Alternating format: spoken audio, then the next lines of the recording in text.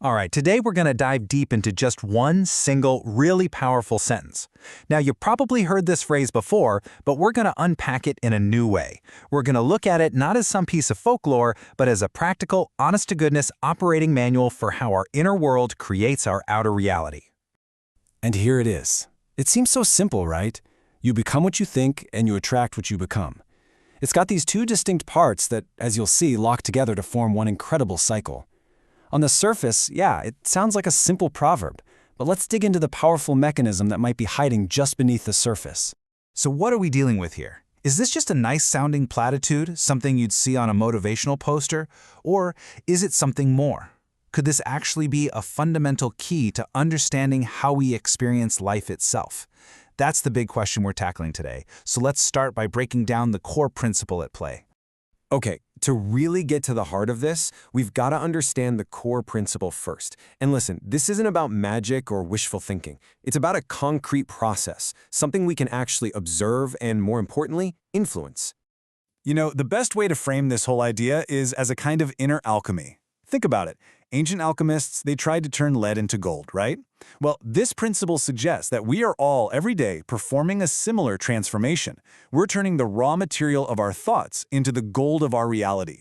So let's break down that first half. You become what you think. This is the internal part of the equation. This is the transformation that has to happen inside of us before anything can show up on the outside. It's all about that journey from thought to being. And what's so interesting here is the focus on dominant thoughts.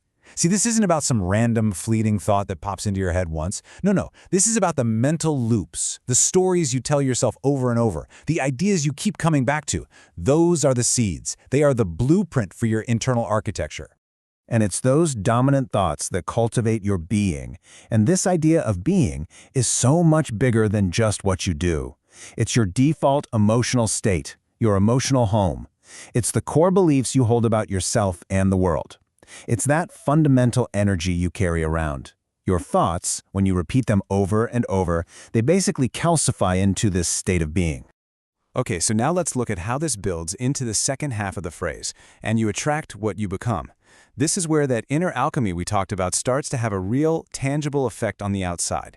This is where your inner world finally meets the outer world. So here's the crucial part. Your being acts like a kind of vibrational signal. I love this analogy. Think of it like a tuning fork.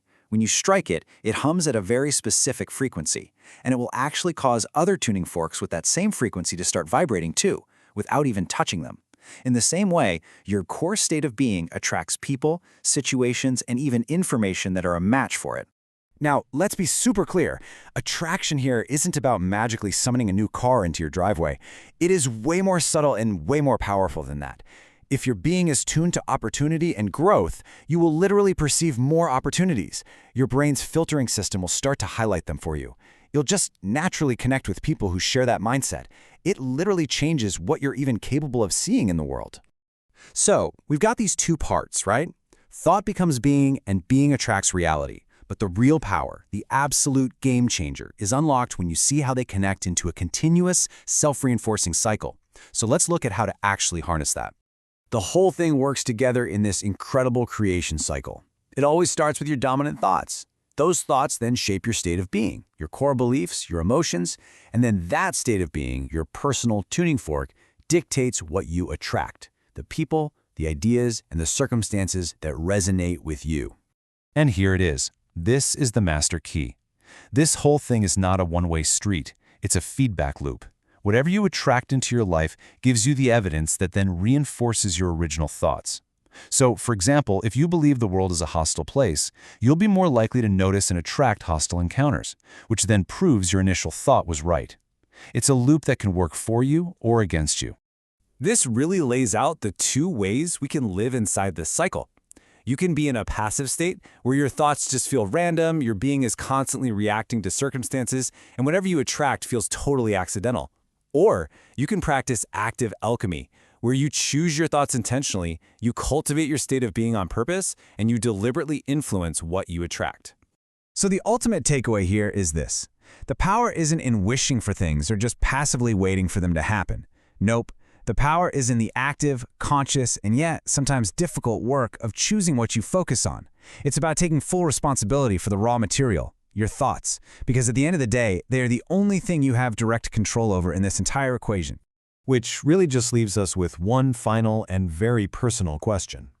If your thoughts truly are the blueprint, if they are the architect of the life you experience, what are you choosing to build with them, starting right now, today?